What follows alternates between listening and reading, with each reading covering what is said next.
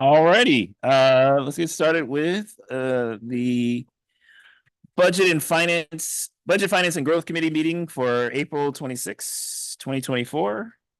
I am hoping we have a very light agenda, so I'm hoping we can progress through a lot of these things and get out of here in time for everybody to get safely to wherever they need to go, given that the Clifton area here is on UC alert for all that is UC all the time.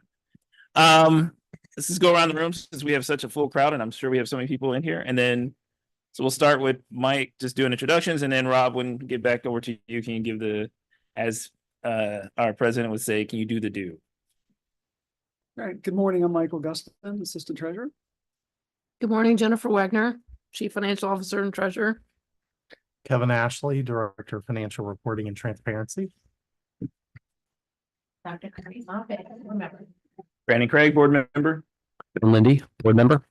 Good morning, Cody Hutchins, contract analyst. I'm Brian Kennedy, fixed asset administrator. Good morning, Joseph Porter, accounting operations manager. Good morning, Lauren Roberts, Chief Audit Executive. Awesome. Morning, Rob Wilson, technician. If you'd like to speak during the speaking of the public session at the end of this meeting, please click the hand icon. We will ask you for your name and association to the district. And we will then invite you in to cheat at the end of the meeting. Thank you. Alrighty, so let's get started here. I think the first thing is to stay on our old business category here, which is not much to do with it. It's just a budget update on our kind of the status of things, where they are. We have a meeting this Monday for a business meeting this Monday where we'll do more of this. But I think, Jen, if you just want to say any few things as to kind of our status of where we are with the budget. Sure. So we have a meeting later this afternoon with the superintendent and some of her teammates. Depending on whether we're including an estimated COPS payment in the budget target or not, we're either 5 million or 10 million away from balancing to the reduced revenues. In terms of building the budget, the schools have put their budgets into the software. I don't know the status of whether they've all submitted to finalize them. In the central office, some of them are working on them. We were trying to hold off to determine, like, to try to give them each central office department a target to get to, so that we can meet that balance, the reduced revenue. So we're a little bit behind schedule in terms of building the budget, but in terms of meeting that estimated revenue target, we think we're about 5 million away without a COPS payment included. So we'll give you an update Monday night, though. Great. Any questions? All righty. Well, let's keep it moving here then. And so we'll go to the monthly financial reports. You know, as always, my favorite part of this meeting. So I'll turn it back over to the treasurer and her team. So I think, Kevin, you're first. Is that right? That should be so much more enthusiastic. He's been under the weather this week, so just speed dating here. Yeah.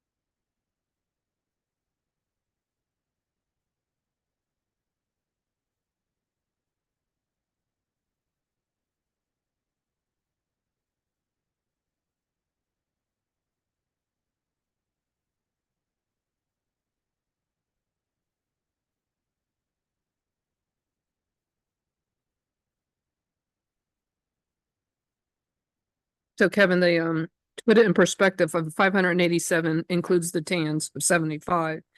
So if you subtract out the 75, this year's year-to-date revenues would be 532 compared to 496. Just so you can see the comparative.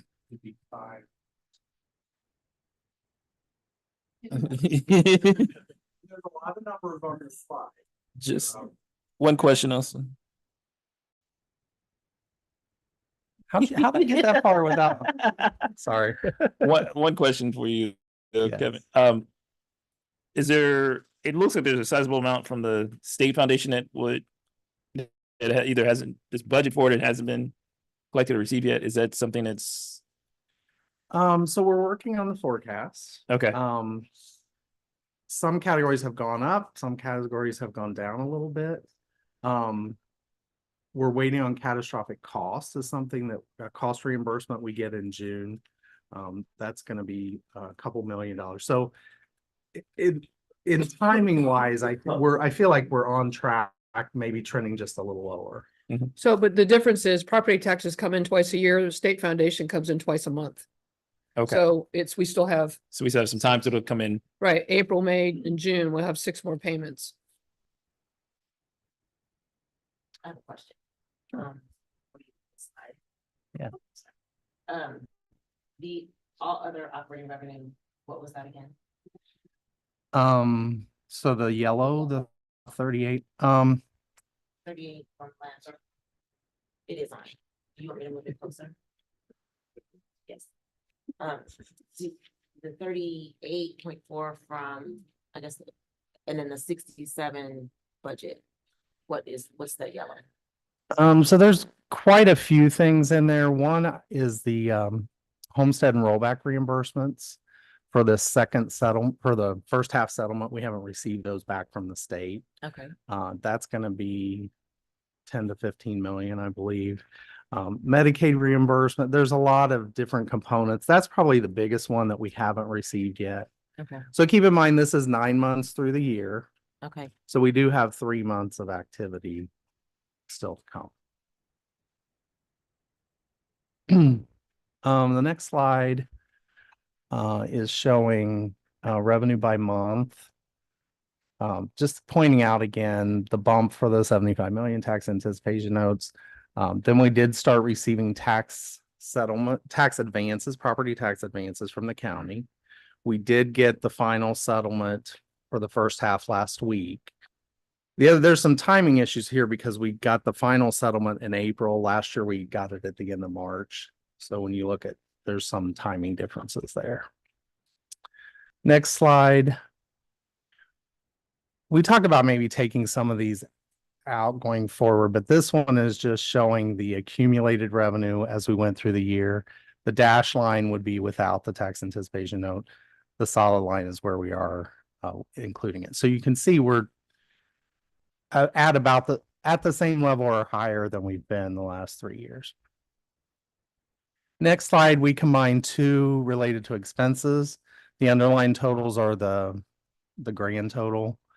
And again, focusing on the 3rd and 4th columns, the dash line would be without the tax anticipation note. So we're at 75% of our expenditures against the budget, a little higher than the last couple of years. But some of that will depend on how we end the year. Next slide. This one shows a huge bump in expenditures because of that repayment. Again, without that, pretty much comparable to the prior years. Next slide. This is that accumulating year to date. Just to show what that trends. The next slide is the unallocated budget. The key thing that we usually are looking at here is the unencumbered balance is 3.3%. So those are things that are appropriated, non-encumbered. There's a few things that don't get encumbered, like property tax collection fees. So those will come out of there. Yeah, some of our tuition expenses that come out of foundation, we don't go through an encumbrance process for those. So those would be part of that. But for perspective, this year is 3.3%. Last year it was 4.7%. So it's closer this year. The next slide is a slide that Mike put together just for the month of March. If you want to.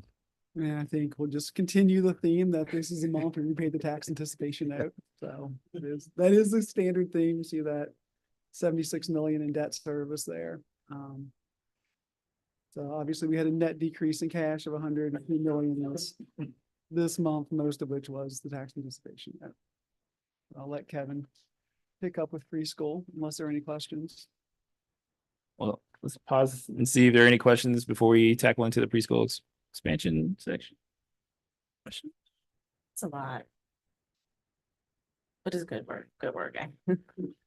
It's high level, but we're trying to give you a little bit of perspective within that too. So any feedback you have, feel free to let us know. And if there's anything in particular, we can address that as well. You guys do a great job. I just think, but the public needs to understand the tax piece. Like when they see a huge number come in, it's confusing. And if it's not explained, so that's my only issue is that if you aren't there, they need to have some caveat as to what that number really represents. But I think Sure. thanks. Okay, in terms of preschool, the key thing, noting on here is the number of students that are served by tuition assistance, and this and a couple slides back shows that 1,041 is the number of students who received either full-time or half-time, some sort of tuition assistance, along with other funding sources.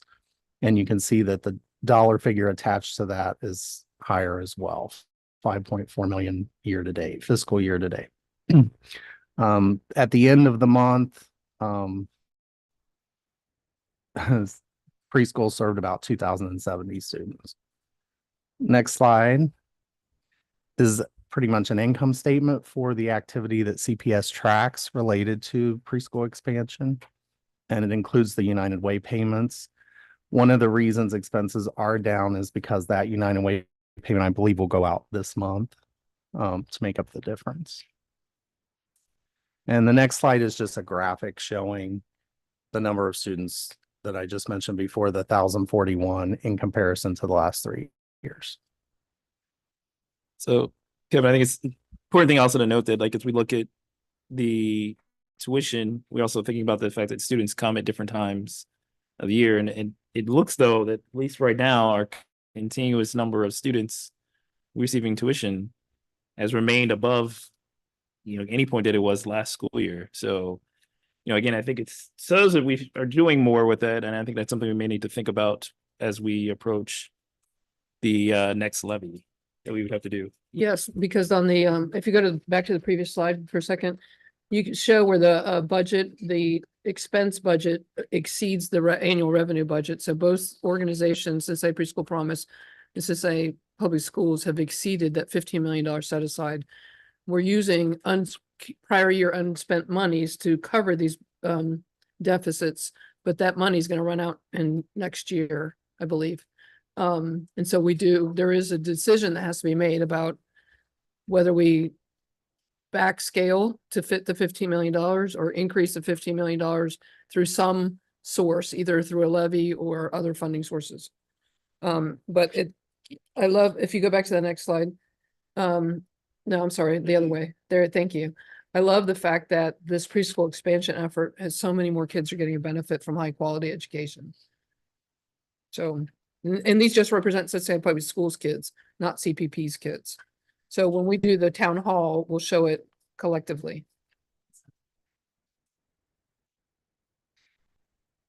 It's May 6th, May 7th.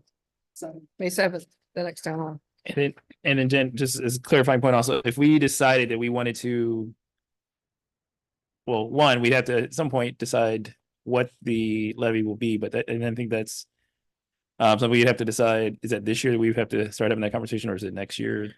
Well, we need to start planning it this year and having that Yes. conversation, but in order to do board action for next November's ballot, you have to start doing the resolutions around the March, April timeframe. Because you're supposed to do the first resolution is the board saying we have a need. We're gonna put some on the ballot. The second resolution is after the county auditor certifies the millage. And then, so you pass that as the second one. That one has to be done 100 days before election day. And the other one has to be done X amount of days before that one. Yeah. So we start it in March just to make sure that we are meeting those timelines. So I think it's good, you know, I know we have it kind of on our plan to have it in our, in this year's budget finance and growth committee thought process, right, in our agenda. But I think it also may be worthwhile to think about that levy is not just a preschool expansion levy. It's also an operating levy. Right, $30 million of operating. And so I think, you know, while that the preschool expansion part is an important part to it, we do need to have that conversation, recognizing that a good port, you know, the majority of that is really just an operating levy. That we need to have that conversation around preschool expansion and what we do with that. Right, But it also in context to right, the overall benefits and needs of the other 30 million that was currently in the levy. right. And if you'll recall, we passed, because I don't think any of you board members were on here when we passed that levy, but the strategies that were driving that levy growth was the My Tomorrow initiative, the redesign of high schools, and just the fact that with cost of living increases and pricing increases, that we needed more operating funds to grow. And if you remember the presentation I did a couple board, or like maybe it was the last board meeting, where we showed that we had opened 11 schools in a 10-year time frame because of enrollment growth. And so you have to house all these new preschoolers somewhere, right? And so our operating needs have grown with our enrollment needs. And so that's what but we're even growing beyond that levy cycle. So good conversation. So the next section is state and federal grants. Sure, pick it up from here. All right, next slide, please. So I guess high level takeaway from grants is, you know, we continue to work through the spending. You're in month 9 of 15 of your grants, the grant cycle. At this point, we'd like to be 51% spent. So we have about half of our public grants and three quarters of non-public grants are at that level. Overall spending on original allocations is around 65%. And then even adding in carryover, we're still really close to where we want to be. So next slide. Please, Rob. So this is kind of the graphical representation of that. Obviously, the dark line is current year. You can see we're well above where we were last year at this time. So that's comforting for sure. So I feel good about that. Obviously, grants teams working every day trying to improve that. So they put a lot of good work in this year. Next slide is our kind of breakdown of all the different titles. You can see there the different percentages. You can also see the carryover. You know, some of these have some pretty high carryover, so there's plans in place to do that. It's kind of odd because this is a little bit later of finance committee this year. So there's a lot that's went on between, you know, we ran these reports and today. So obviously not reflected here, but you'll see it next month in those presentations. And then the next slide is the ESSER. As you can see, our ESSER bars are getting closer and closer together, which is the plan, right? The plan is by the time we're done here, those two touch. And I think we're very close there for sure.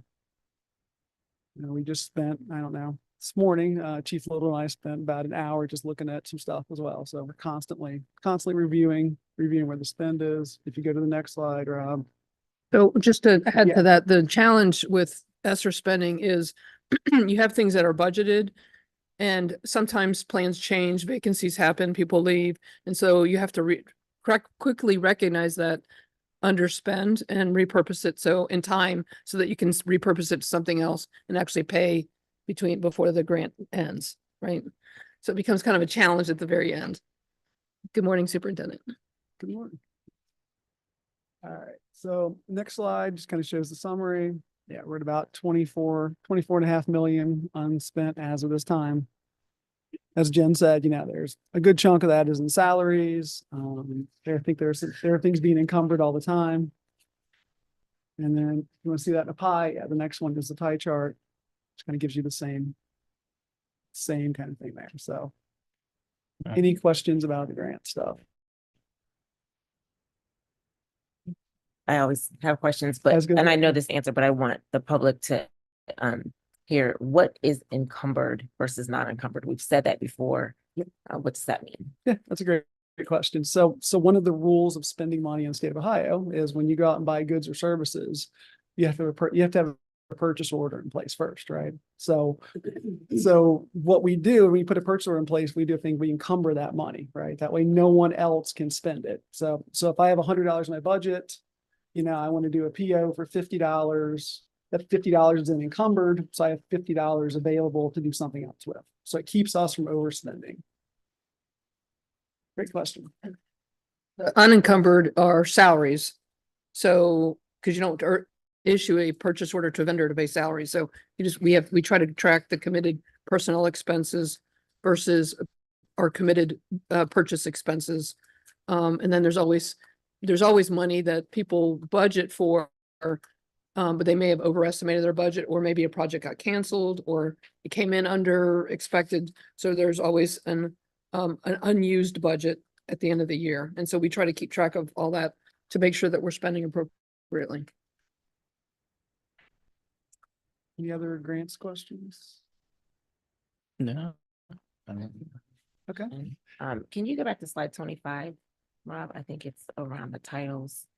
Yep. Can you just briefly explain, I think when we hear title, we just think of title, but there are a variety of titles. Each of them have significant meanings Mhm. or purposes. So can you talk about just briefly what each of those title funds are? And do all of our schools get all titles, or how does that work? Sure. So the basic purpose of title funds is to provide, basic resources for students that are economically disadvantaged, right? So Title 1A is your basic, we call it title. That is, we do allocate to the schools. So each school gets an allocation. I'm not going to get into the method. It's pretty intense, but we could do that at some future meetings. Yes. And schools Every have to school does not get qualify, it. right? It's just, there are qualifications. It's based on their economic Based on their economic- measurement. Yes. Part of that is the next one down is the Title I non-competitive school improvement grant. That goes to Title I schools and only certain Title I schools. So there's a second level that they look at, and those schools qualify, and so schools get an allocation for that as well. That's done annually. Neglected and delinquent are for those specific populations, right? So they're specific for those groups of children. Title II is about improving teacher quality. So it's used for a lot of things, but that's kind of the focus of that. Is not so much for students, but improving education. Title III, there's two of those. There's limited English proficiency, and then there's immigrant. Both of those are really around our ELL population.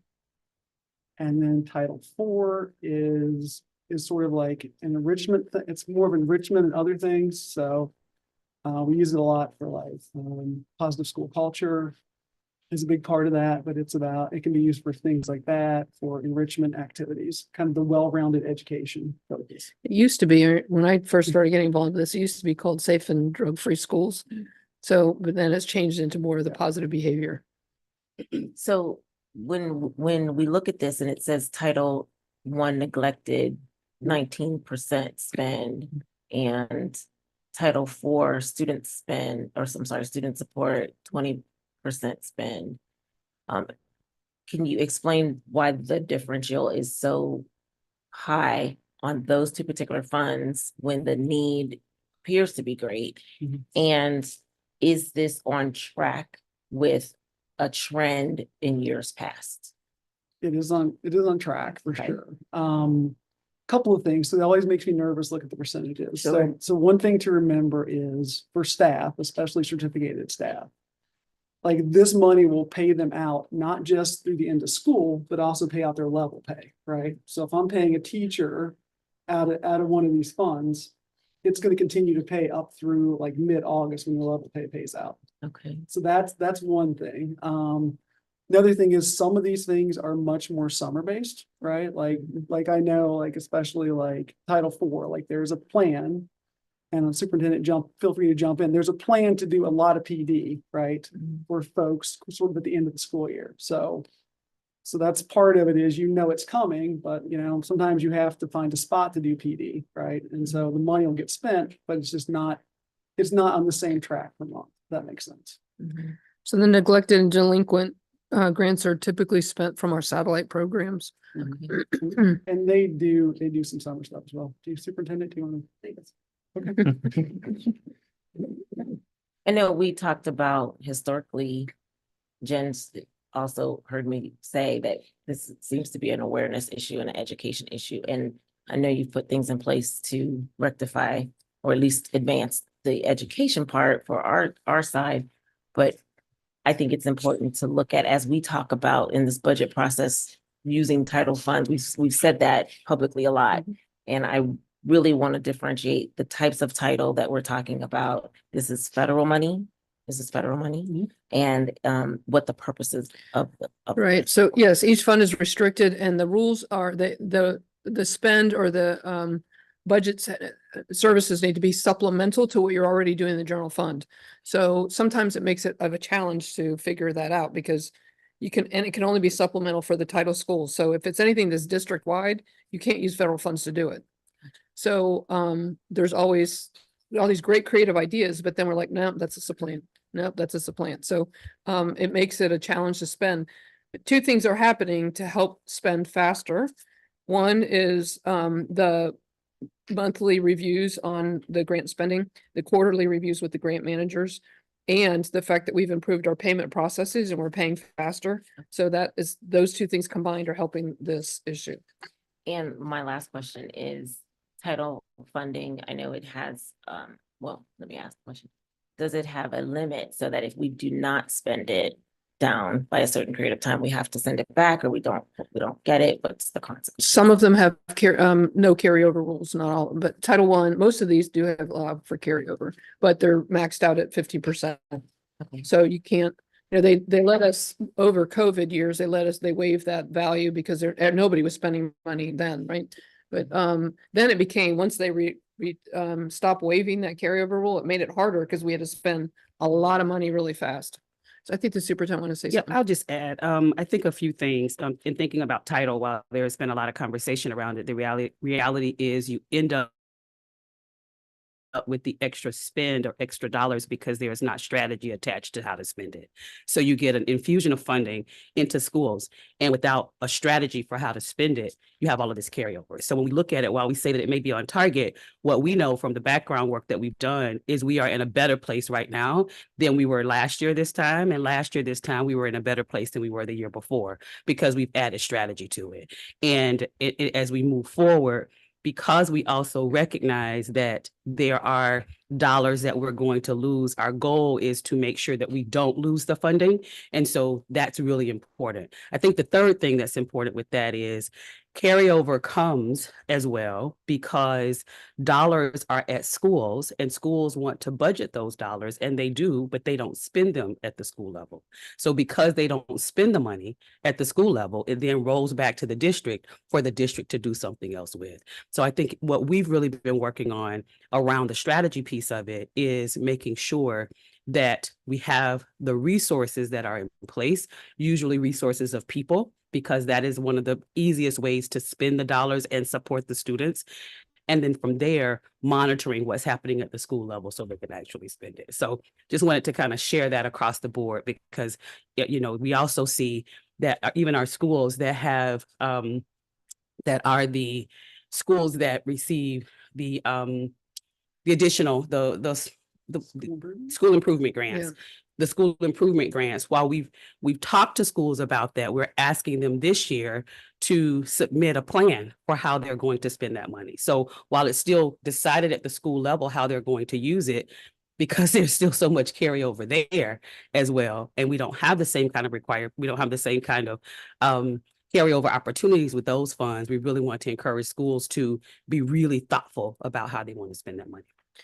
Right. So in that particular grant, a lot of the schools use that grant for to hire data coaches through Hamilton County, and Hamilton County went from a monthly invoicing system to a quarterly invoicing system. So that slows down the process of spend too.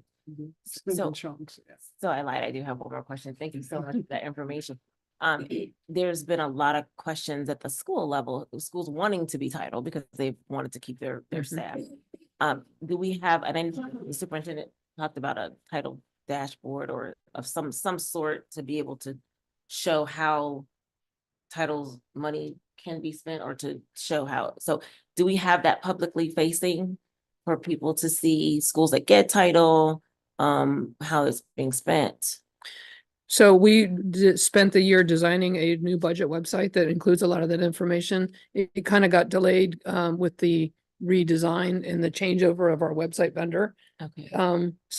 We're ready to unveil it soon, like any day now. Okay, and it will have like the schools that receive titles, Yes. how much they receive, and then like percentages left. It will have this information for the public to see. It'll show the budget. Next year, we'll add the spend to budget, that next layer of information. Okay. So, we added how many schools this year? 3 or 4?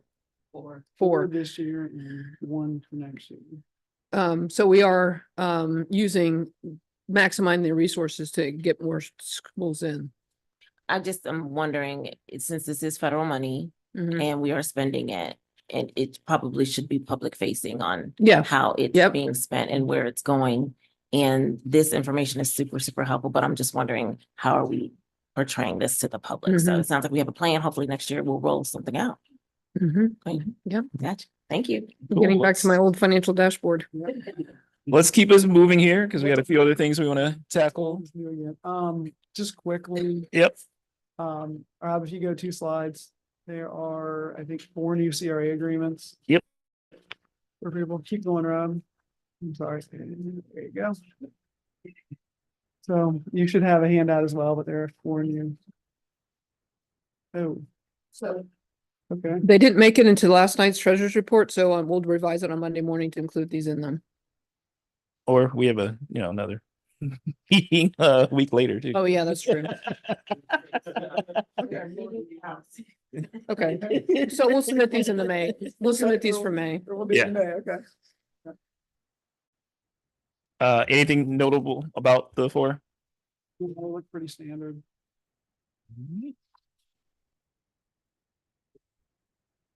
Mr. Cody, you're up. All right. Well, good morning and thank you. Rob, if you want to go first slide. So first I'm going to start with reviewing utilities breakdown per pupil cost at the school level. And I just want to start by saying, I want to say thank you to Shayna Snyder and the facilities team for helping me collaborate and provide this data that we're about to review. So the first slide here shows the average utility cost per pupil across the elementary schools. You can see it's broken out into electric, gas, and water. Just some quick notes here. As you can see, since 2021, electric costs have slowly declined. I did talk with facilities about FY23 where we see that higher gas costs, and that was because we had a harsh winter. So that can account to the higher gas costs for us. Next slide, Rob. And then this is the same kind of slide. This just shows at the high schools. High schools have started to decline since FY22. I don't know if there's an expectation for it to continue to decline, but if we follow trends, that seems to be that what's going that way. So next slide, Rob. So this is the slide that I think is pretty cool. It is hard to read because there are a lot of elementary schools, but what this represents is it shows the utilities per pupil cost versus enrollment. So enrollment's in blue and utilities are in red or orange, whatever color that is. I had trouble with colors. And the dotted line represents the average PPA across elementary schools. It's just pretty cool representation. You can see that typically the higher the enrollment, the lower the utility cost. And I'll make some notes towards the end here of some outliers, but that's in the next few slides to come. So thank you, Rob. And then I broke out the rising stars, the 3 locations that we had information on, just so we could see those separately from elementary schools, as their enrollments typically tend to be a little lower. So I didn't want to confuse anybody and throw them into the same graph. So next slide, sir. And this one's high schools. As you can see, high schools typically have a higher population. So most of the time their average PPA is a little lower, with the exception of Lighthouse, but that's just because there's only like 46 kids there, I believe, right now. So their PPA is a little higher. But yeah, I just thought these were great representations of showing the comparison of per pupil versus enrollment. And then if you want to go to the next slide, Rob, just some things to consider and things to note on the past couple slides. If you see some outliers, we wanted to do some comparable comparisons between square footage and drastically different utility costs. So in speaking with facilities, the good example that we pulled out was AMI versus Bond Hill. Very close in size, but their costs were a little different. And the reason for that was back in 2022, AMI had their commissioning and controls in their HVAC updated. So their costs have slowly declined since then, whereas Bond Hills only started back in January of 2024. So they said they do expect those costs to start decreasing, so it'd be more comparable. Also, just a note against Dater Montessori and Clark High School. Clark has a geothermal plant, whereas Dater has a natural gas plant. So Dater has higher gas costs. Because if you look at the graph there, if you look at the data, when you dig out to it, the gas cost for Dater was a little higher. That's just because of the way that their gas is produced. And then she wanted me to note and talk about Dater also had a little bit higher utility costs all across the board because there was recently a discovered leaky fire pump that has been they're starting to work on and being repaired. So, but yes, thank you to Shayna and her team over at facilities. So just to pause real quick for there, I think it's notable to also for this is that utilities costs tend to go down when also the building itself is in perfectly good working condition. Absolutely.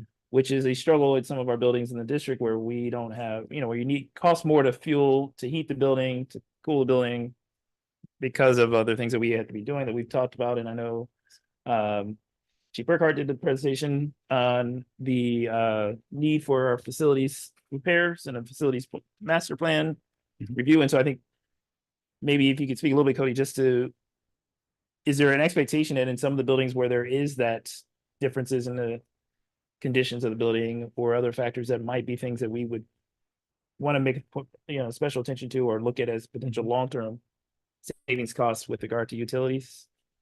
Yeah, I think that would probably be best if I follow up with Chief Burkhart and get that answer from him and let him speak to that. So That would be accurate though, because when when you have, as we did the presentation, as we did in fact finding around facilities and the facilities needs, there are there are different stressors on buildings that require more in terms of heating and air and all of those things. So as we think about that and prepare for that, all of that goes into what the overall cost is to run the building.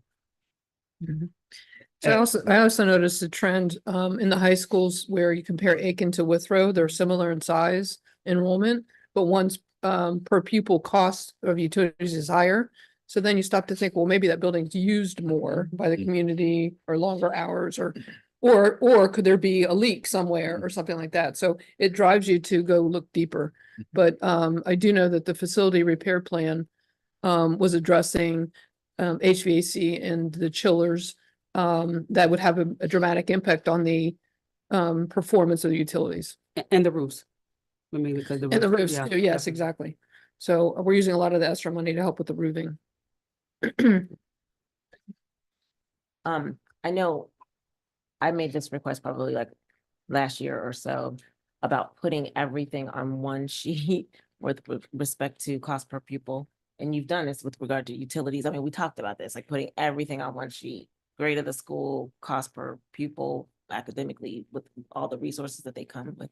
And this is just such a great start.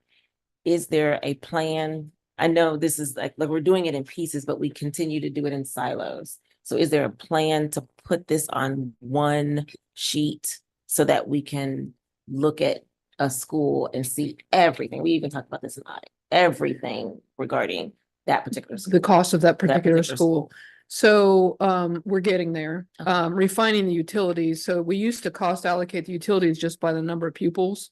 But then we had a conversation in here about, they have their own meters so Right. that we could. So now that working with Shayna and Cody can actually do that by school, we can find a way to electronically expense it that way, and then we can report it that way. Okay.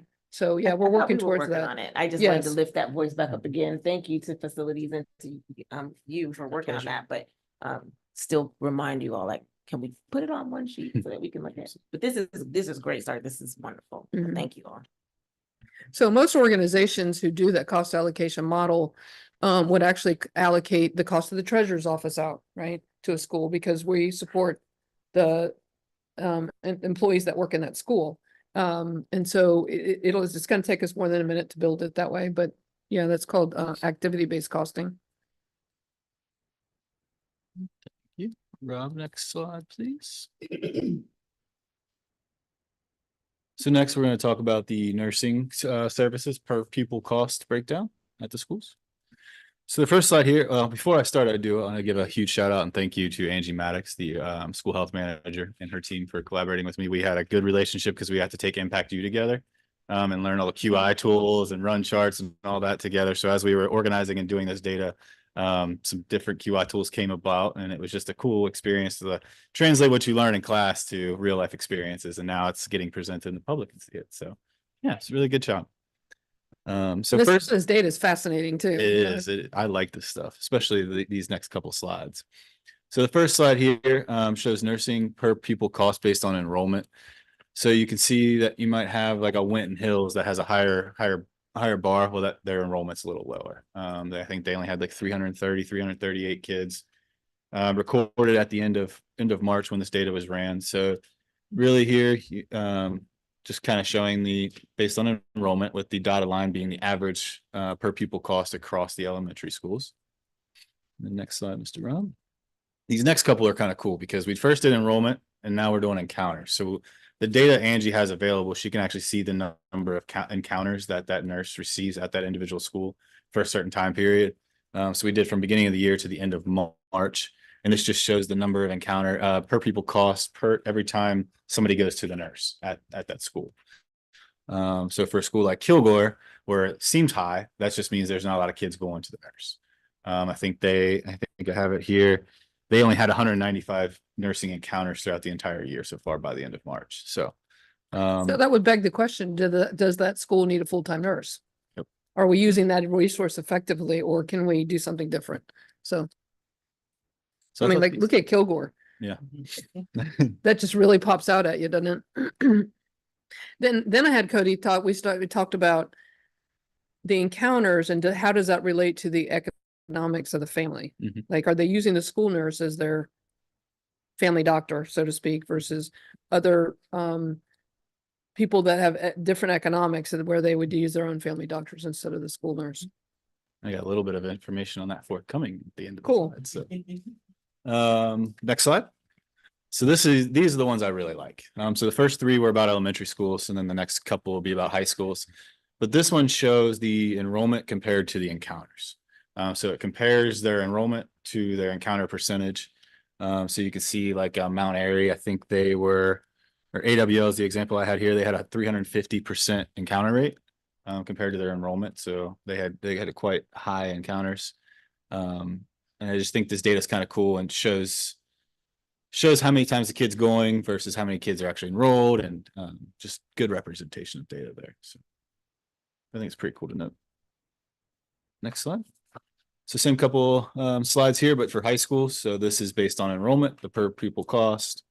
Obviously a school like Walnut that has quite a few kids, their per pupil cost a little lower, whereas a Spencer where there's not as many kids, this comes out a little higher. But and then the cool ones, encounters. So whereas Spencer was high on the enrollment, they're also high on the encounters because they don't have a lot of kids that are going to the nurse. And then Clark and Aiken had quite a few. I think there was like 2,000-ish, a little over 2,000 encounters for their school throughout the year. And so I thought that was kind of cool to note. And the last slide, last graph, would be just the same representation of enrollment compared to encounters. So you could see comparing how many kids are actually enrolled to the school to the actual encounters. Where you have somebody like Walnut where they have quite a few enrolled, not as high of an encounter rate compared to like an Aiken or a Withrow, to where their encounter rate's a lot higher, almost double what their enrollment is. So that just brings up like the questions Jen said of like, what are our usage? What can we do? What kind of resources do we have in place to serve the needs at each individual school? And then the final slide. So to bring up what Jen was talking about, dug in a little bit. there's still more digging to do, but just on a high level to acknowledge the correlation between economically disadvantaged and the number of nursing encounters. Obviously, we have quite a few Title I schools, but the encounter rate in Title I schools is about 170-ish%. Whereas non-Title Is, there was only about 73% encounter rate. So and that is all I have. So any questions? Any questions? I have a problem. Yes, Okay. This is great. yes, send them on over and we will get the names. I think that's one all for. Yes, ma'am. Thank you. Thanks, Mr. Craig. Thanks for the presentation. I just had a couple questions about one of the graphs. Can we go back to the nursing one about usage? Yes, would you like to see elementary or high school? Either one. Do you want to see the comparison of enrollment to encounters? It had orange on it. So right there. This one's for Yep. high school. So this will compare the blues are the enrollment, the orange is the number of encounters. Okay. Can we actually look at the elementary one for 1 second? Absolutely. Couple back, Rob, I'm not sure how, I think 3 or 4 back. Yeah, okay. I'm just trying to understand the units, like are they the same for the blue bars and for the orange bars? Yes. So do you mean units of measurement? Yeah, so if we do just a me there on the far left, it's saying that there's slightly more than 500 students enrolled Correct. and there were like 1,200 Actually, encounters. me had 570 enrolled and 1,228 encounters. as of Okay. March. I got it. That's great. Thank you. I was just trying to make sure that I understood that My piece. pleasure. Thank you. Thank you, sir. Yeah, Cody, I think this is a lot of good information. I think this also goes a little bit to the conversation that we were having as we were building the budget also about the use of nursing services, because I think there is probably a correlation to Treasurer Wagner's, thought process there to how folks at schools where there are more affluent who tend to use their own private healthcare servers use our nurses within the building versus schools where students do not use the traditional healthcare providers may use our services a lot more. I think the other question also comes to my mind is that schools where we also have health centers may have a different encounter rate than schools that don't. So I don't know, if maybe Superintendent, you want to? I was just gonna add the same. I think one other piece to this, we could likely just add maybe a star or something for a school that shows schools that have the school-based health centers at clinics at their school site. Because that will also, it may give some, interesting information there as well. Yeah. So the support there may or may not be going through the nurse as much if they have the, the health clinic there. The one other thing I do think about, and maybe as we think about this in the future around what we call an encounter is things that you regularly go to the nurse for on an everyday occasion. Are those counted as encounters versus situations that may come up that are not as a part of your normal basis? So like, for instance, if a student has to see the nurse once a week, on Mondays every week, while we absolutely would need a nurse on that Monday for them to be able to see that person, if the rest of the week, there's not really those type of encounters, or if all the encounters are really scheduled visits, a majority of scheduled visits may make a difference in how we think about providing those services as well. Absolutely. Because I do think that's part of the conversation that we are, I think that the superintendent and team we're looking at and having is how we're using our nurses and staff. And what schools do we have students where we got just a good percentage of those students who need a nurse there, who absolutely need somebody to be able to care for and provide different services versus emergency situations that might pop up. So this is good information. And just a quick note on that encounter data, Angie and her team do collect every type of encounter that happens and the number of those. So I do have that data. She shared it with me, so I can share that and put that in some kind of presentable format if need be. But it also includes to your earlier question or point, it could include something as those that have to go regularly, like, they're going each time because that means they're making contact with the nurse, to someone that's going because they need a Band-Aid or they have a, cut on their finger or something like that as well. All right. And then I could give one more just to let us know what's coming up next. That's it. Next month, we will talk about the data coaches per pupil cost and then working with transportation and their team on breaking out the charter and non-public per pupil costs. So just some fun things to look forward to as we continue these ROI and per pupil cost breakdowns and get to the one pager. You got it. Thank you Alrighty. for your time. Yeah. Good job, Cody. Unclaimed funds. Yeah, just we'll do the unclaimed funds for the sake of Rob and keeping one presentation up. I'm gonna turn over to Joseph Porter, our county operations manager, to give an update on where we're at for unclaimed funds. Thank you. Your mic on? Sorry. Is it? That's good. Okay, it's on. Money screen. Yes. Favorite color. Right. So this is an illustration of the unclaimed funds as of today, well, 2 days ago. So generally consists of uncashed checks, returned ACHs. It's predominantly returned paper checks for accounts payable, and payroll generally consists of returned ACH payments and also paper checks as well from nominally former employees. Complete list can be found on CPS's website, and that's a hyperlink, and it's available to the public. And there's also an e-form on there, so if they do find their name on the list for unclaimed funds, how do they go about claiming their unclaimed funds so that they can get their money that we owe them? Go to the next slide.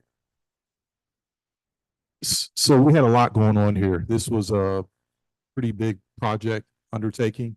We started off with over $1 million in unclaimed funds, and over the last 2 years, we've reduced it by 90%. So it's down to $100,000. So it was a very big undertaking.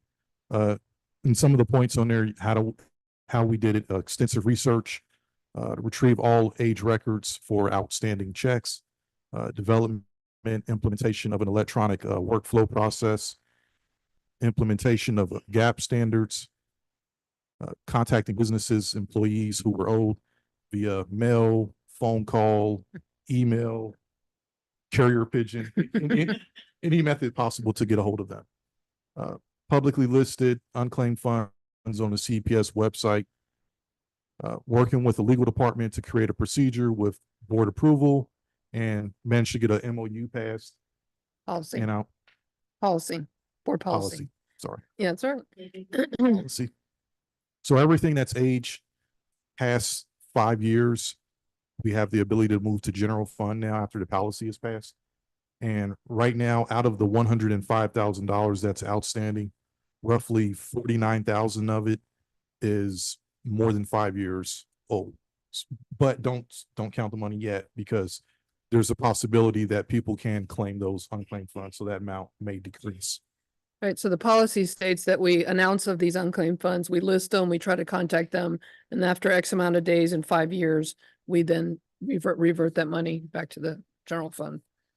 And I also come bearing gifts, but she's not present today, but I wanted to mention that I did notice today, after the list is much smaller, President Bolton, you are on our list. So if you are watching this, I owe you money. Please reach out to me. Good job. Yeah. I'll okay. get a I think text that was- message. Yep, that's all. Yeah, thanks, Any Joseph. questions?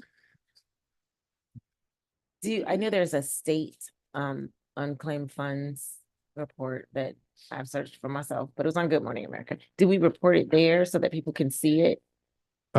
No, I reached out to the Ohio AG, and unfortunately they said that they're in the same boat as us. It's difficult to reach people.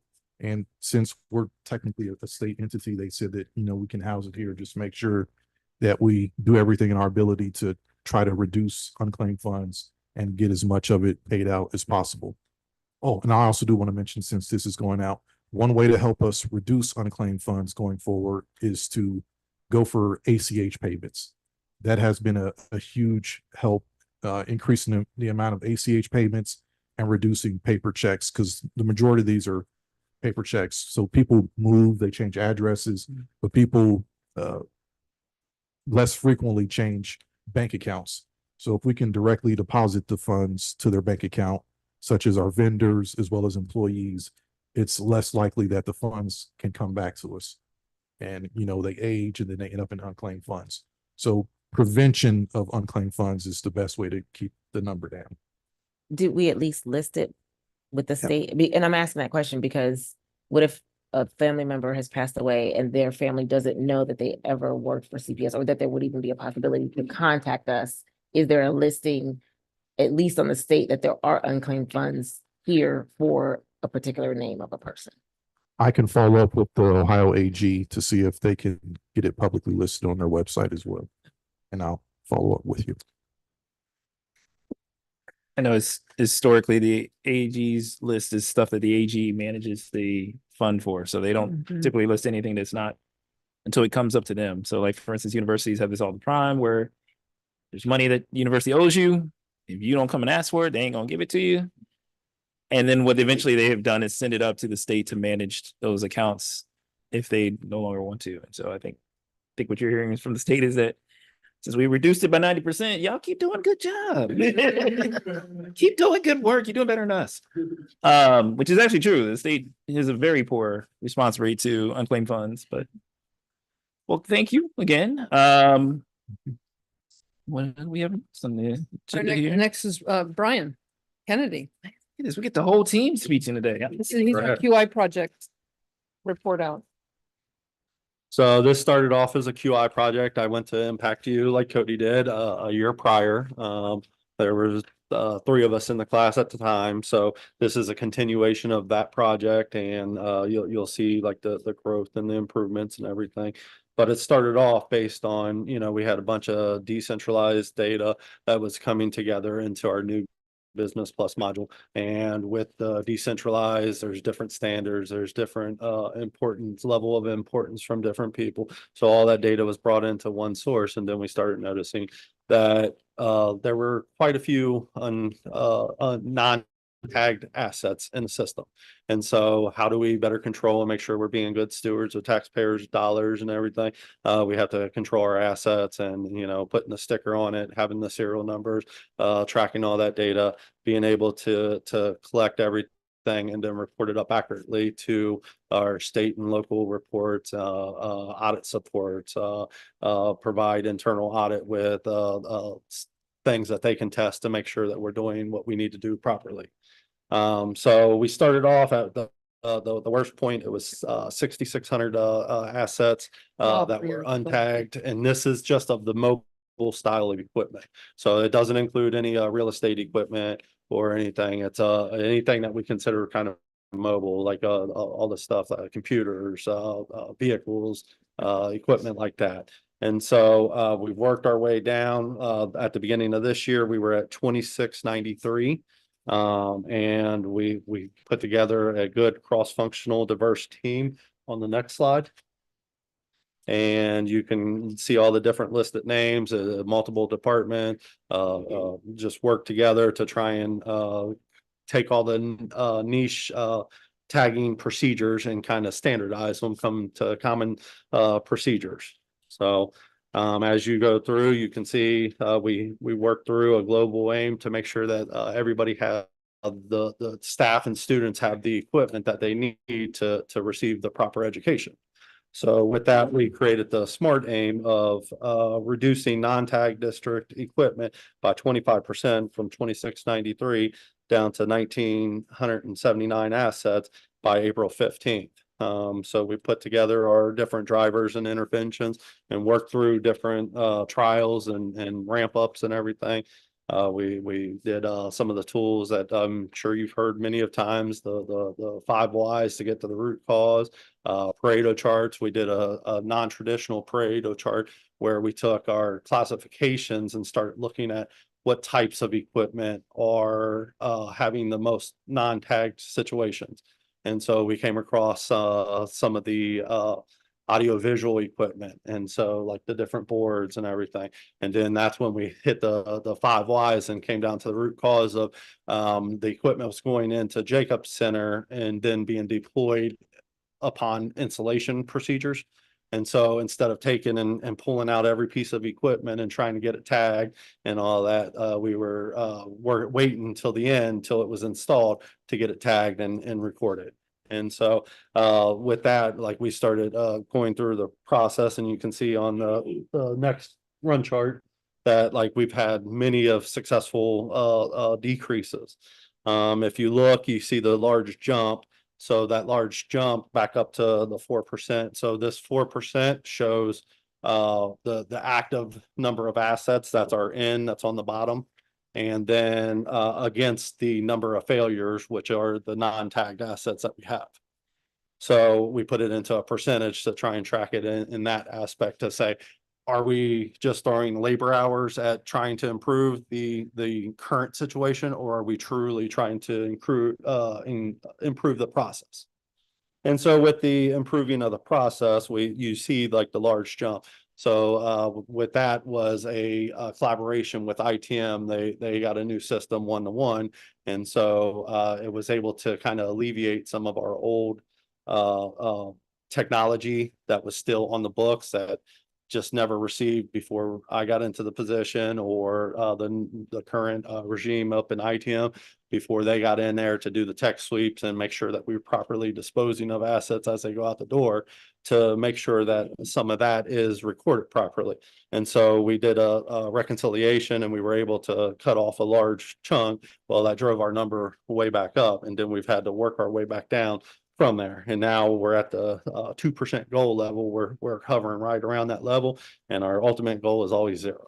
So as you look at the next one, it kind of shows a year-to-year comparison over the last 3 years, where we were truly tracking down to like OPU location levels, and trying to get that data and the different types. So we got department, schools, is it a non-public school? And so these numbers are rolled up of accumulation of those groupings. And so you can kind of see the cyclical nature of, the end of the year where everybody's putting their expenditures in, and then, some of the summer school staff take off, and like there's nobody there at the school level where it's being, shipped to be able to get the tags in. And so you go some of them summer months, and the number climbs back up, and then we have to work our way back down. The success here is, as you look over the last 3 years, each year is a lower starting point. And so then you look at the next chart, and this kind of shows over this year, we start tracking the dollar amount of what our risk would have been if we allow this stuff to not be controlled. And so we were able to reduce it from 4.85 million down to 2.2 million currently. And a lot of that 2.2 million is still equipment that's part of that AV equipment that's still trying to be installed in each school locally. So Brian, how much I was trying to look it up, the total value of tracked assets?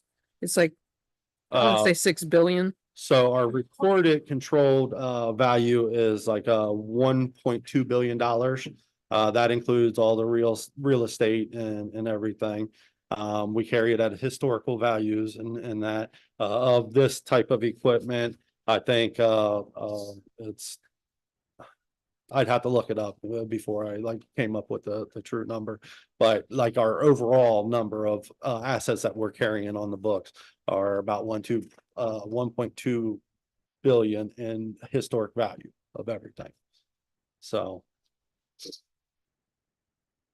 the key learnings that we had, we need effective communication and accurate compliance.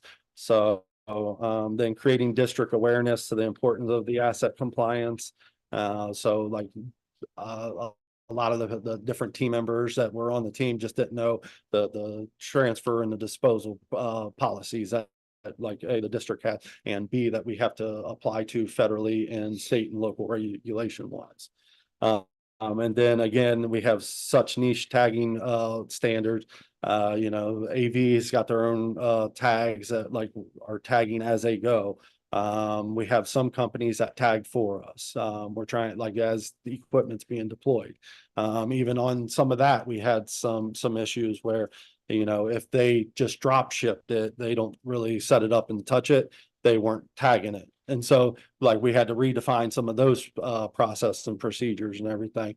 Then we have new purchases that are being made, and, you know, like all the equipment was being deployed and then being used immediately because it's in there. You know, some of the custodial equipment, they're cleaning floors and you're trying to chase this stuff all around. And the person who needs to tag it is like, where'd it go? It was here. Like, you know, now it's not. And so they're chasing this thing, everything way around. So now we've worked with some of our custodial vendors, our 4 top custodial vendors. We provided them tags, and we're hoping that, like, to see continued improvement there with them tagging before ship, and they're putting it on the invoices where tag CPS XXX and the serial number 12345. So hopefully that should lead to a large improvement on the custodial tertiary equipment. Our next steps are to be continued training and awareness through collaborations with further department heads and district leadership. Develop automated process for transfer and disposal. Everybody that does the transfers and disposals are in Business Plus. So we're working on a web form that, like, you're going to be on schools and departments, and you can go in there and say, hey, we're getting rid of this equipment. Hey, this is no good. And then it'll help us automate some of that process and everything. Then our last one is to create transparent and easily accessible report. So as Jen's dashboard gets expanded, our hopes is to have everything for each school level broken down into multiple different tertiaries, and be able to explain and work with principals to say, like, this is your equipment at the school. Make sure that it's staying there. Be good stewards of your school. So I believe that's everything that I have. So Thanks. Good job, Brian. Thank you. thank you. You know, we always love having the whole crew be able to give us some information there. So it's kind of nice to have the new faces at the table. Any questions about this report? Alrighty. Thanks again, and let's keep it moving here. So I think next up is the treasurer's goals. Yeah, so Rob's gonna pull them up electronically. Here's a printed form. We had a little fight with the copier, so it didn't staple or do back-to-back printing. So you got 2 separate pieces of paper. Sounds like the copier one. Hey, Kevin.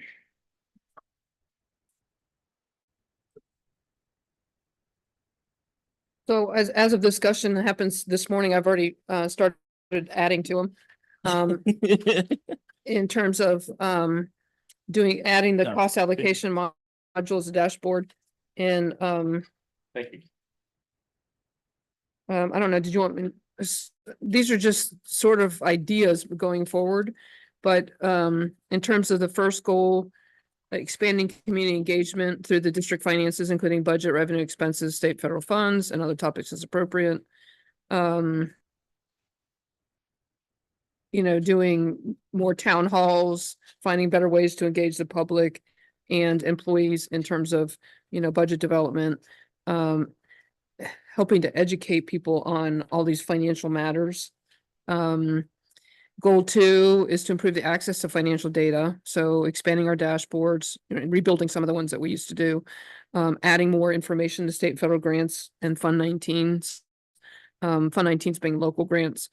And then improving the integrations between all of our systems. So that data flows more accurately and completely. Goal 3 is to continue with our quality improvement teams, to support, you know, the resource equity. So the faster that we can operate, more productive the treasurer's office can be, the more money can go back into the classroom. So we have 9 teams that are acting, behave now. So you saw Tracy with AP last month, and Brian this month, and then there's 7 more to come. And they're all in different stages of development because they were trained or they got kicked off at different times during the year. but we're starting to see some significant improvements. So we want to keep that going. Goal 4 was to expand the ROI and KPI implementation to phase 3 by developing a web page for all this information that we're sharing so that we can be very transparent on how we're using that information to guide our investment decisions. Today you saw some really good examples of areas that we might be able to go and shift and get some more savings and efficiency spending out of. And so I'm hoping that this is useful information. Goal 5 is a question mark because this was an idea that I had after a conversation you and I had a couple weeks ago, where we have our 5-year forecast that forecasts 5 years of general fund operational expenses. But we have all these other needs that are outside just operational spends, like the facility master plan, the curriculum cycle development. We have the technology capital plan. We have the AV improvement replacement plan. And what I want to do is take all those into a tool holistically to help figure out how we're going to finance that within the next window of time, instead of kind of the way we do it as it needed. So I want to develop a technology tool to do it. And so it may be a little robust for a 1-year goal. So I need to think about that. Let's see. Oh, and the ad hoc plan and the career tech expansion, I had been hearing in board meetings about we need to expand career tech, but we don't have, well, I haven't seen yet. There might be a plan out there, but what exactly does that look like over a 5-year period? And what is that going to cost? So we can figure out how to, either we're going to replace something that we're spending now or go get some more revenue somewhere else, right? So I feel like that would help us plan better. And then of course, the goal 6 is just to finish out the succession plan. Yep. The conversation that Chair Craig and I had was I wanted one goal, and that was to prepare for Jen's exit. And he said, well, the board will have one goal, try not to cry when Jen leaves. So we have 16 months now, right? And so we're doing some shifting around, it may be a little reorganization to free up. So now is the time. So Mike's been doing a lot learning and as assistant treasurer, just 1 year now, right? Yeah. And so I'm exposing him to a lot, but there's still a whole lot of what the treasurer does that nobody else knows or knows anything about. So what I want to do is spend time, free up more of his time to shadow me on those things. And I'm gonna start building a training manual on how to be a treasurer at CPS. And so, but we need the space and the time to do that. So we need to shift things around a little bit. And so you'll see a little bit more of that plan Monday night. As I'm doing my performance evaluation stuff. So that's something to think about. But I've already added to these items that are on the piece of paper is to do the dashboard on the cost allocation module that we've been thinking about doing. So we can start with that, but I'd welcome any feedback. Yeah. And just again, for everyone to understand, this is really not for us to decide today what Jen's goals are, but more to give us an opportunity to start to talk about it, make suggestions that would then come before the whole board in our discussions about this. So, I mean, open it up to board members if they have any additional comments or any thoughts.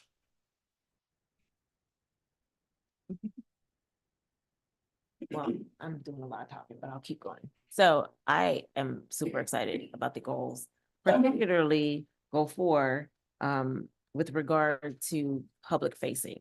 And we've had multiple conversations this year about how to elevate the voice of the voice and presence of the treasurer and the auditor on our webpage, because those questions have been coming in from the community about how to find things and not having to necessarily watch the meetings to get the information that is public anyway. And I think one of the things that we have to be cognizant of and to continue to remind the community and maybe even ourselves is that this is not our money. This is, we are public, this is public money. So we need to keep that in mind, and that there are multiple houses of our district, academics, financial, and auditing, and that need to be public. And so I like the engagement pieces that you do. I think the financial town halls are well received within our community, and it's getting the information out. I do like you spoke about a newsletter at one point in time, and having that be, and I even implored to you, please make it separate from what is existing. It needs to be your information from your team, because again, we need to elevate the voice of the treasurer and the presence of the treasurer so that people will pass our levies because they understand. Right. And part of that is education. So anything public facing to me, I think is great. And I think to set it up as a foundation with the dashboard in 1 year is possible because you did the town halls in 1 year. Mhm. And we've built upon that. I like the auditor's dashboard as maybe, I don't know if that's a way to, if we already have a system that helps. I don't know what it needs to look like, but I do think that the more public you are, your department and everyone in it is going to help us in the long run, because we don't want the 16 months to come. But when I look at it from 16 months, if that's our goal backwards, we need to have expanded some things so that your presence has been raised, the presence of the department and everyone in it has been raised. So anything public, I'm all for, especially the engagement. I think you've done a great job with the engagement. So Thank you. let's build. And in terms of the newsletter, Cody leads a team Okay. because it's too much for one person to deal with. And so he's done an excellent job. It gets posted quarterly. And Mark Sherwood's team helps, pretty it up for public perception. And then it gets posted on our website every quarter. So Well, I think that even to, maybe have it sent out to people is like some of the same processes that we do academically, we should do financially as well. Mhm. Because your team is bigger than just you, it's bigger than just one or two people, but all of this information should be sent in public facing.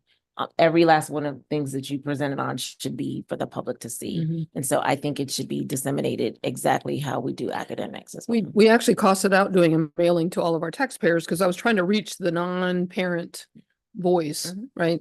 But it was cost prohibitive this year. It's incredibly expensive to do mailings. Yeah. So we'll keep looking for alternatives. Well, I wouldn't suggest mailing because I hate those personally speaking. But But there are ways that we could elevate that are not as cost prohibitive. Yeah. And even having you do press releases, having you do things parallel would be helpful as well. Because Sure. again, we need to elevate all of our departments, not just the academic piece. So we can look at some cost efficient ones. Maybe we could even have some students, because I think we talked about internships for the auditor, but there are ways that we could tie you into other things that are not as cost efficient. And I'm happy to explore those. But again, the engagement pieces I think are great. Thank you. Ben, Thanks, Brennan. And I have to say, I'm on my way back from having this terrible cough, and I feel like I've got such great company from the treasurer and from the superintendent today. I was feeling on my own, and then I come to finance, and I feel like I've got real company. We're happy to share our terms. So thank you. I'm on the way back. It's the previous couple days have been much worse. Yeah, I mean, I think first of all, Jen, I think this is one of the most, or Treasurer, this is one of the most important conversations we have. And I'm so grateful for the chance to engage with you on it. And I appreciate the proactiveness in what's in here. My frame is, how can we make this align as much as possible to the most important job we have as a district, which is student outcomes. And I think there's a lot of it in here, but it makes me want to ask some questions like, could we make goal 4 number 1? Because I think like the biggest, I mean, it's in a sense, it's silly and cosmetic, but can we make the first thing on, I think the biggest lever that we have financially to impact student achievement is to look with rigor at ROI. Because every dollar we recognize is not having an impact, we could redeploy it in a way that better impacts student outcomes. So one is just ordering, can we put the student outcomes front and center? I think second, I'm some of these memories are several years old. So if they're no longer accurate, let me know and I'll update it. But my understanding of a lot of the ROI that we'd looked at in the past was really focused on contracts. Mhm. Has there been an effort to look at ROI, like not so much in contracts, but even just with initiatives and salaries that we have within CPS? Yes. So phase 1 was about teaching people what ROI meant. Yep. Right. And that is not a measure of key performance. Accurate. Right. So that was a pretty heavy lift. And we are way advanced in terms of other districts. So there's not a benchmark model we can go after. So we're kind of grading as we go. So phase 1 was about education, and awareness. Then it was about training, how to write proper key performance indicators. Don't write us a novel, just what's your X, what's your Y type thing. Then this year, we're expanding to more topical things. So last month, we looked at, I forget. It was tuition. Tuition, right, July and then tuition. so there's a schedule in the financial work plan where we're looking at, this is utilities, next time is transportation and data coaches. We're gonna look at the school social workers that are focused on attendance. Preliminary data shows that all schools but one have actually increased their attendance. Right. So we are doing that. great. Then we want to get to the next level of academic program. Yep. And so, you know, we can't boil the ocean, so we're just trying to take things in chunks as we're going and learning as we go. So then I think that's helpful. I think all of that sounds like the right direction. I guess my last piece of feedback, in addition to shifting goal 4 up, is there anything more aggressive we could do than transparency? You know, like transparency is one thing, but actively reallocating resources away from low ROI to high. So I would just say it is the treasurer's goal though, so not district goals. So I think one of the things on this is what does the treasurer do within that? So I mean, I think that's something we can talk about, but yeah. So maybe that she could have a set of recommendations for how to shift from low ROI to high ROI. I'm just trying to think of like what would make this. Yes, that's the ultimate goal, yes. Yeah, but thank you. Well, in the interest of time, because I actually do have a cutoff time here. Because I gotta go be at a lovely presentation here in a few minutes, but I've already given some of my notes to the treasurer and I will share additional ones at our meeting on Monday and then the next Monday. Every Monday. But I wanted to just roll through the last few things in our other business section there. Yeah.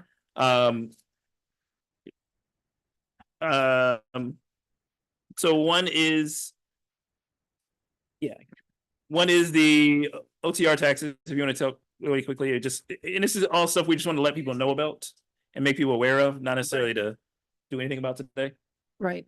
So I was approached by a colleague who, I forget the guy's name, Greg something from OTR, where we are tax exempt, but several years ago, I think we accidentally paid some property taxes on something in OTR and then we stopped. And as soon as we realized it, we didn't take the money back from them, but we said, we're not going to do that anymore. We're tax exempt. Well, now they're asking us to return to paying those taxes. And I think it's about 30,000 a year. And you know, and I said, look, in the midst of all of our budget challenges, I can't imagine us saying, yes, we're going to go pay for something that we don't have to pay for. But, you know, there could be some positive partnership relationship things and reasons to do that. So I wanted to bring that as an awareness on to the board about this request. The second one is I've been approached on two or maybe now 3 separate occasions about, remember, early in March, board member Morosky asked me about, are we collecting everything we're supposed to collect on our payment in lieu of taxes payments for the CRAs? And I said, I think so. But if you know of somebody that had got missed, because it's really hard. So the CRAs, the way they work is that you approve the agreements years before they go active, because it isn't until the project finishes and it gets a new market value that we start billing. So if we don't know that a project went active or we missed it somehow, then every once in a while somebody say, hey, I didn't get a bill that I was expecting. But so, and Mike couldn't or hadn't provided that to me. But since then, there's this rumor out there that the district is owed like $37 million in revenues that we haven't asked for, but nobody can tell me any more information on it to find out. I reached out to Billy Weber at the city. And we had a meeting yesterday to talk at the next level of conversation about the agreement that's going to expire with the city on tax abatements. And their team is providing Mike's team with data sources for us to reconcile to, so we can go and check for everything that's active, that either in a TIF payment or CRA, do we have an active billing cycle to go with it? So we'll keep you informed in terms of that, but I'm at a loss as to figure out. I'd love to I could do a lot with $37 million, right? Yep. Including closing the budget gap. So I'll keep you informed as to our progress on that respect. Yep. And then you wanted to talk about June. Yeah, I just want to, just really quick. I know one of the things that was also on our potential things of budget thing was to, for the summer, have folks do 4-day work weeks. And I don't think we've voted on it yet at this point. But if that does happen, it's likely that Friday might be the day that folks are not here in the building. So it's just something for us to think about if we want to move the day of our meeting during those 2 months, if that is something we end up voting on. So not something weird. I actually thought that that was a part of the first It could be. I one don't. that we did, as well, but what is coming to, it looks like, that there are some floating opportunities there. So if Friday is the date, it could still be a possibility. Yeah. Because there's some that want to do the 4-10s and there's some that do not. And with the overall savings, I think the savings was like $160,000. So we would rather for the team members to feel comfortable with what it is that they're doing. Yeah, I just wanted to make sure that we knew about it. So in case we have to change the date here and there, just folks aren't being surprised. Is there any other new business before I just hit real quick? Yeah, Ben. Thanks, Brandon. I shared this, an email with the superintendent treasurer about this topic and don't want to get into it still. Just wanted to raise it that, with some of the efforts from the city around increasing population density, I got a question from a constituent about the extent to which increases in city population would impact the finances of CPS. So just a longer topic for the future, but I think at some point I wanted to into the queue of topics that we have would be a good thing to talk about. Thanks really at it. And I know I have a conversation that I'm around that same line where I think it is part of also recognizing not just the size of the population in the city, but actually where our populations are. Yeah. Because I think that actually defines a lot more of how our schools populations tend to change and how we tend to shift when we have a oversaturation of people with families with kids in one area of the city and not in others. So a good topic to keep on our agenda there to think about. The last thing we will hit on is just next session. We have again our QI reports as well as our other reports, but the other things that will be added into the Friday, or not the Friday, the May. This is like the day after my birthday. Is that meeting? So I'm like now already thinking about my vacation that day. But we will have a report from the internal audit team to come in and talk to us about the work they've been doing, and then again just kind of giving us a high level review of what they're doing. And then And the forecast. and the forecast. Yes, and the 5-year forecast. And in theory, we'll adopt some goals for the treasurer by then too. So keep looking at them, reviewing them, and thinking about them, and reviewing them so we can approve them at the I think we're gonna shoot for the May 20th.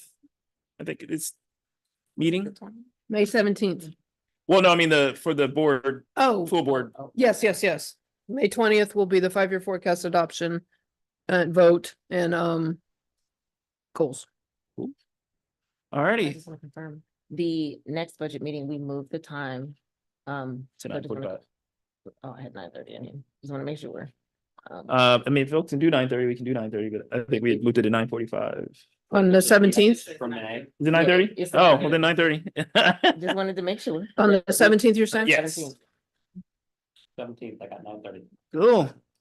Works for me. And then wanted to also ask for other topics, and it doesn't, or other business for the next topics. It does not have to be for May, but potentially for June. Had a conversation with Senator Blessings. I asked Jen's question at the legislator luncheon, and he said we should discuss locally the question around residential abatements. So don't know if that's a here conversation or if that's a full board conversation, but I did want to elevate that. We did have that conversation, so maybe June, maybe May. Alrighty. Anything else? Having no further business, we are adjourned. Thank you. I am running out the door. Have a good day.